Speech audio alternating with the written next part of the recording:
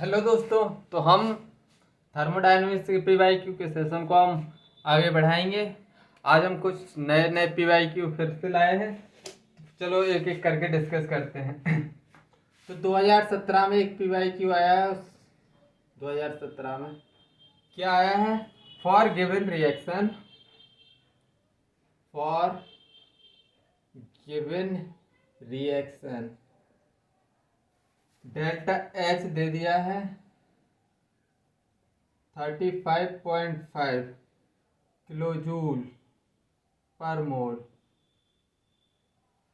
And delta H दे दिया है 83.6 joule per kelvin per mole. The reaction is spontaneous at the reaction is spontaneous at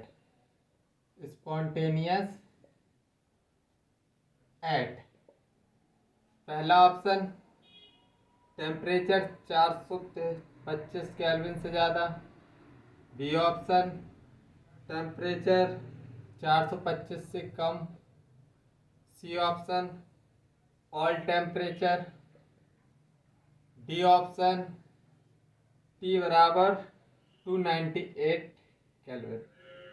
अब बताओ इसमें तो तुमको क्या करना है। रिएक्शन स्पॉन्टेनियस कब होती है? तब डेल्टा जी क्या होता है? नेगेटिव।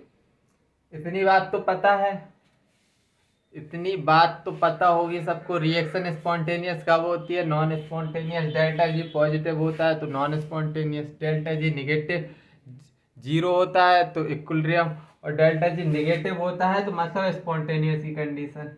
डेल्टा जी का फॉर्मूला जी, हाँ, delta H minus T delta S, ये भी क्या होगा? नेगेटिव होगा। डेल्टा जी का फॉर्मूला लिखा है सिंपली। अब टेम्परेचर पूछा है तो डेल्टा एच में इस टर्म को इधर ले जाऊंगा, टी डेल्टा एस, तो delta H upon delta S, ये 30 से क्या आना चाहिए? कैलकुलेट कर लो। Delta H upon delta S, delta H कितना गिवन है? 35 और 0.5 इंटू 10 पावर 3, क्योंकि किलो जूल में है, मैं जूल में कन्वर्ट कर दिया है। एच एच की वैल्यू 83.6। इसका टेम्परेचर, इसको सॉल्व करने पर कितना टेम्परेचर आएगा? 8 4 पॉइंट कुछ आएगा। अरे यार 4 पॉइंट, एक ही ऑप्शन दिखाई दे रहा है 4। 8 चौको बत्तीस, यही दो में से हो सकता है, लेकिन टेम्परेचर क्या होना चाहिए? ज़्यादा होना चाहिए। जितना आएगा इधर से कैलकुलेट करने, मतलब टेम्परेचर ग्रेटर देन 245, यही आंसर हो सकता है। थोड़ा दिमाग लगाओ यार, कैलकुलेट थोड़ी करने बैठ जाओगे। सीधा देख लिया 8 चौको 32, मतलब इन दोनों में से है कोई। अब टेम्परेचर क्या है? ज़्यादा हो रहा है, जितना कैलकुलेट करोगे उससे ज़्यादा ही आएगा, मतलब 425 से ज़्यादा ही होगा टेम्परेचर। ठीक है, तो इसमें सॉल्व करने को नहीं बैठ जाना है। स्मार्ट मतलब स्मार्ट यार, स्मार्ट कैलकुलेशन होनी चाहिए। तुम मेरे बच्चे हो। ठीक है, तो कैलकुलेशन थोड़ी कम करना है। जहाँ पर अप्रोक्सीमेशन लग रहा है अप्रोक्सीमेशन से खेलना है, और गधे की तरह मेहनत मत करने लग जाओ,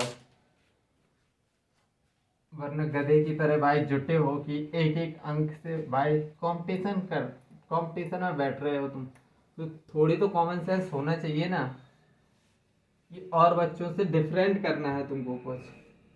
सिलेक्शन तभी होगा तब तुम और लोगों से डिफरेंट करोगे, ऐसे ही होगा डिफरेंट जैसे मैं कर रहा हूँ। चलो 2017 में क्या पूछा है? 2017 में the gas is allowed to expand, a gas is allowed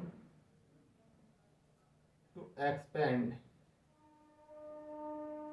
gas क्या एक्सपेंड होगी? In a well insulated container, in a well insulated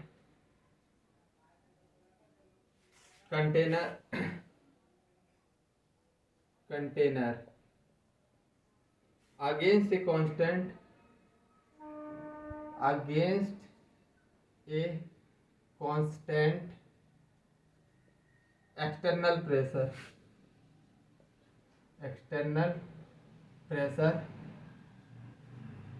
against the constant external pressure of 2.5 atmosphere from an initial volume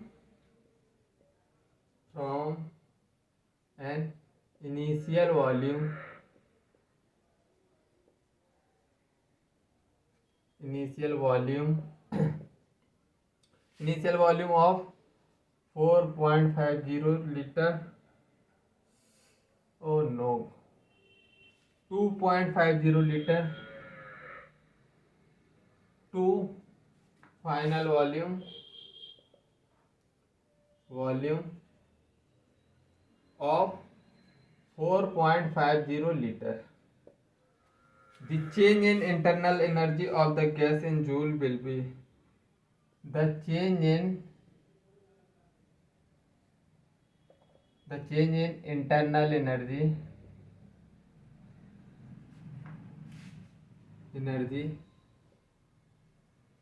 delta U of a gas in joule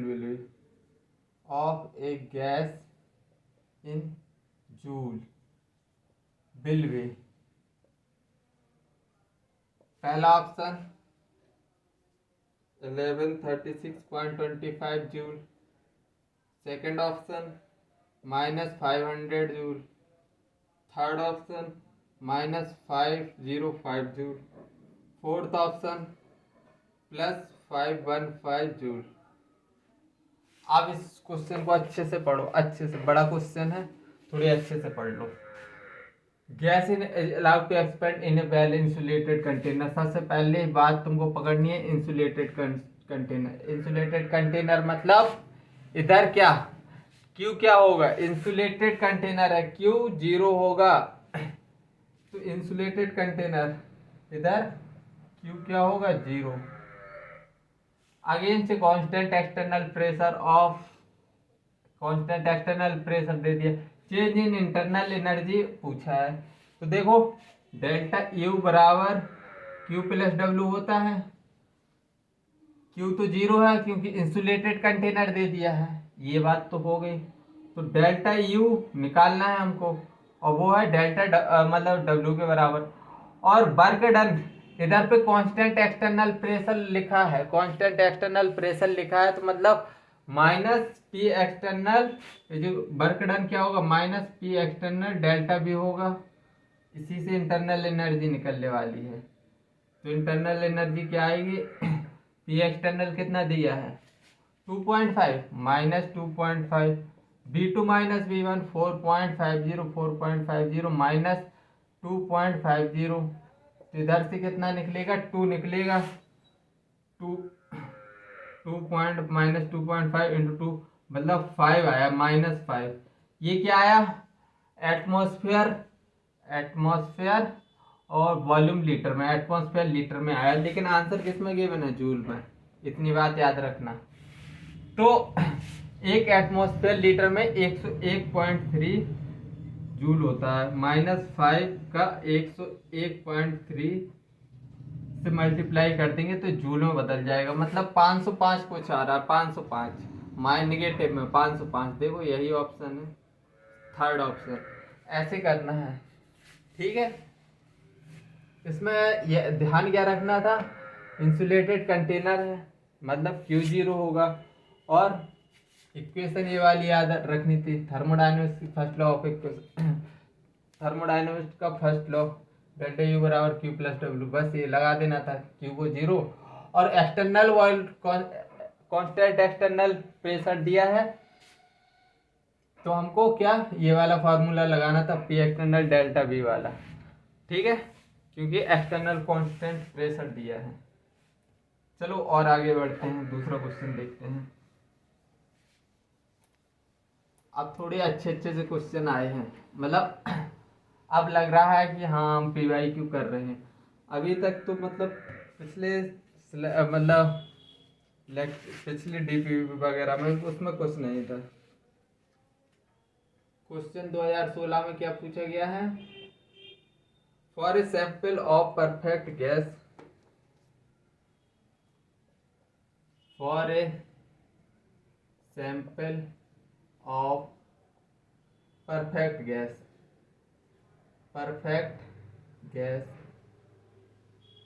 when its pressure is changed when its pressure is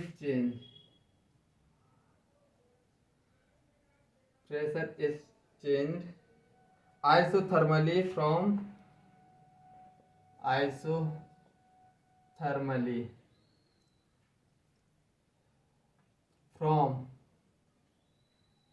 Pi to Pf.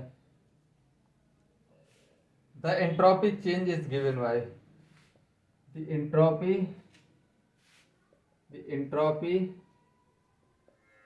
change is given by पहला option delta S is equal to NR ln P final upon P initial. दूसरा option क्या है, delta S is equal to NR ln P initial upon P final. C option third option क्या है, delta S बराबर NRT ln P final upon P initial. Fourth option क्या है, delta S बराबर R ln P final upon P initial. अब बताओ इसमें तुमको क्या पूछा है, फॉर ए परफेक्ट गैस का मतलब क्या है, आइडियल गैस। क्या है ideal gas, when it's pressure change isothermally from P initial to P final, the change in entropy is given by। तो इंट्रोपी का फॉर्मूला अगर तुमको याद होगा, NCB ln T2 upon T1 plus NR ln B2 upon B1। ये वाला formula किसी को याद होगा तो हो जाएगा ये क्वेश्चन। और देखो इधर पे कंडीशन आइसोथर्मली दे दी है, मतलब ए टर्म तो क्या होने वाली है, जीरो। ए टर्म बचेगी, दूसरी क्या बचेगी, डेल्टा एस बराबर NR ln B2 upon B1 और P1 B1 is equal to P2 B2। तो B2 अपॉन B1 क्या होगा, B2 upon B1 P1 upon P2। मतलब इधर क्या आएगा, इधर मैं क्या लिख सकता हूँ, P initial upon P final, P initial upon P final, NR ln P initial upon P final. Second option correct. ऐसे करना है इस क्वेश्चन को। कुछ समझ आया, इस क्वेश्चन में कुछ भी नहीं था ज़्यादा। अगर तुमको फॉर्मूला याद है तो ये क्वेश्चन बिल्कुल हलवा था, 2016 में पूछा गया था। चलो आगे बढ़ते हैं। इसमें कुछ था क्या, ज़्यादा कुछ खास नहीं था। चलो और देखो question. The correct thermodynamic condition for the spontaneous reaction at all temperature.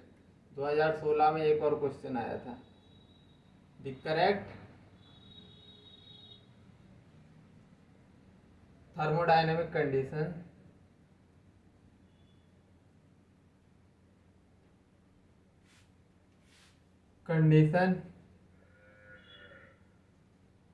for the spontaneous reaction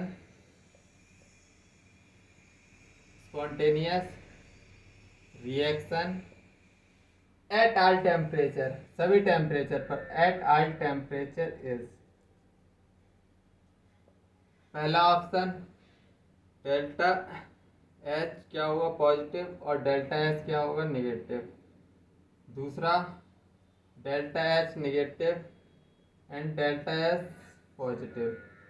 third delta H negative and delta S negative. Fourth delta H negative and delta S zero. तो एक ऐसी condition बतानी है thermodynamic condition for spontaneous reaction spontaneous reaction spontaneous कब हो सकती है बताओ। तब डेल्टा जी निगेटिव होगा। डेल्टा जी कैसा होना चाहिए, निगेटिव। और डेल्टा जी का formula delta H minus T delta S, कैसा होना चाहिए, निगेटिव होना चाहिए। ये निगेटिव कब होगा, तो देखो डेल्टा एस क्या होना चाहिए, पॉजिटिव होना चाहिए, और ये निगेटिव होना चाहिए, तभी तो ओवरऑल वैल्यू। अब तुम चाहे जो टेम्परेचर रख दो इधर, डेल्टा एस पॉजिटिव है और डेल्टा एच मैंने नेगेटिव कर दिया। अब चाहे तुम कैसा भी टेम्परेचर रखो तो वैल्यू नेगेटिव भी आएगी, इतनी वैल्यू नेगेटिव आएगी। ये वैल्यू नेगेटिव मैंने रखी है, नेगेटिव मतलब डेल्टा एच नेगेटिव और डेल्टा एच पॉजिटिव होना चाहिए। तो क्या होता है, हमेशा स्पॉन्टेनियस रिएक्शन होगी, क्योंकि डेल्टा जी निगेटिव हमेशा आएगा, चाहे जो टेम्परेचर रख लो, चाहे जो टेम्परेचर रख लो। एंट्रोपी बस पॉजिटिव कर देना, तो क्योंकि ओवरऑल वैल्यू नेगेटिव आएगी, और इधर मैंने नेगेटिव डेल्टा एच नेगेटिव ले लिया, मतलब डेल्टा एच नेगेटिव होना चाहिए, डेल्टा एच कैसी होनी चाहिए, पॉजिटिव। ये कंडीशन है जहाँ पर स्पॉन्टेनियस रिएक्शन सभी टेम्परेचर्स पर रिएक्शन स्पॉन्टेनियस होगी। तो इसमें बस इतनी सी बात समझनी थी, समझ में आया, बुझाया होगा, कुछ ना कुछ तो समझ में आया होगा। ठीक है, तो चलो और दूसरे क्वेश्चन देखते हैं।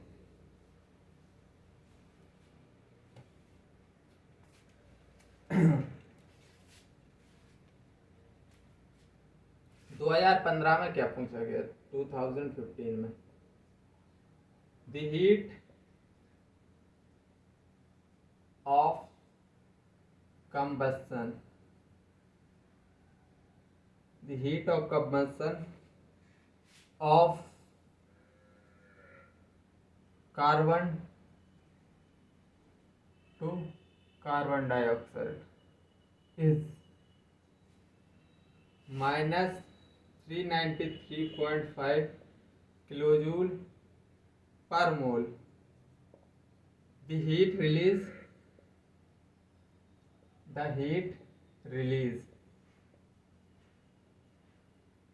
upon the formation of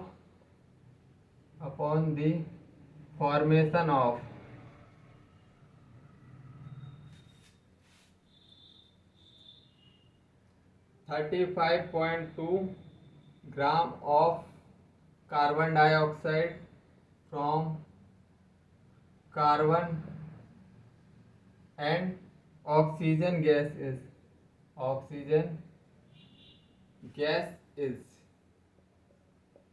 पहला ऑप्शन क्या है, -315 किलो जूल। सेकेंड ऑप्शन क्या है, +315 किलो जूल। थर्ड ऑप्शन क्या है, -360 किलो जूल। फोर्थ ऑप्शन क्या है, -3.15 किलो जूल। बताओ, ये क्वेश्चन यूनिटरी मेथड पर ज़्यादा बेस है। फॉर हीट ऑफ कंबशन क्या होता है, एक मोल कार्बन डाइऑक्साइड का कम, इसका मतलब heat of combustion of carbon dioxide इतना दे दिया है, मतलब एक मोल के लिए इतना है।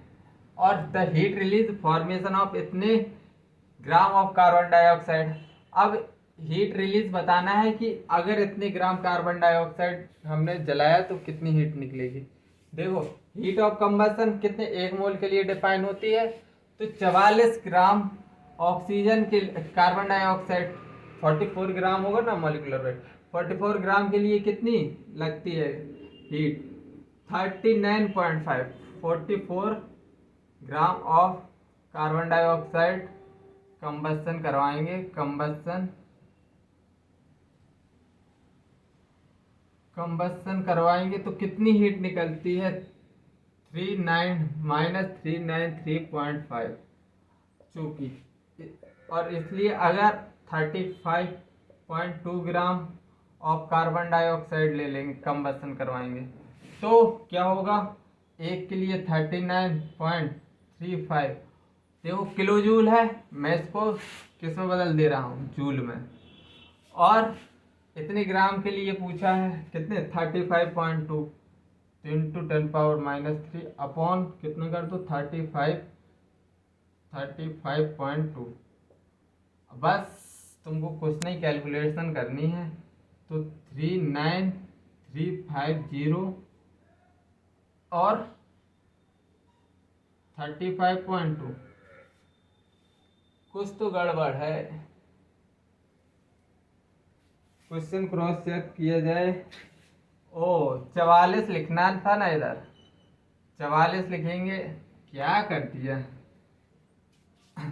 44 ग्राम कार्बन डाइऑक्साइड के लिए इतनी हीट निकलेगी, इसलिए इतने के लिए तो -39.3 इंटू 5 10⁻³ ये क्या किस में बदल गया, किलो जूल में। किलो जूल में आंसर भी तो है यार, तो मैं किलो जूल में बदल ही क्यों रहा हूँ।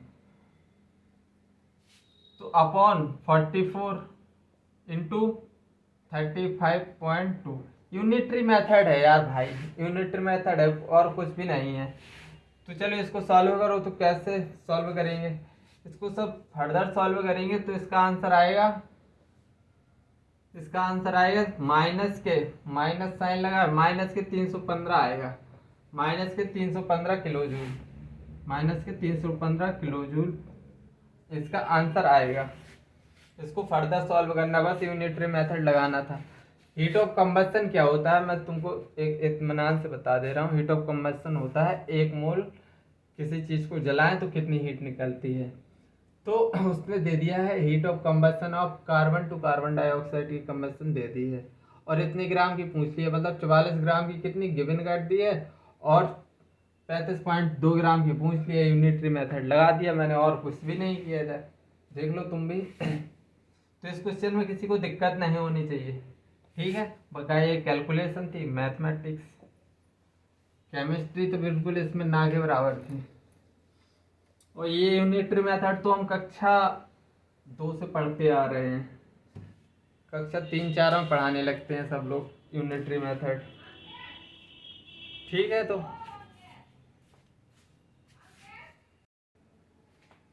ठीक है, तो आज का लेक्चर इधर ही समाप्त करते हैं। अगले नेक्स्ट टर्म में और देखेंगे P/Q, ठीक है।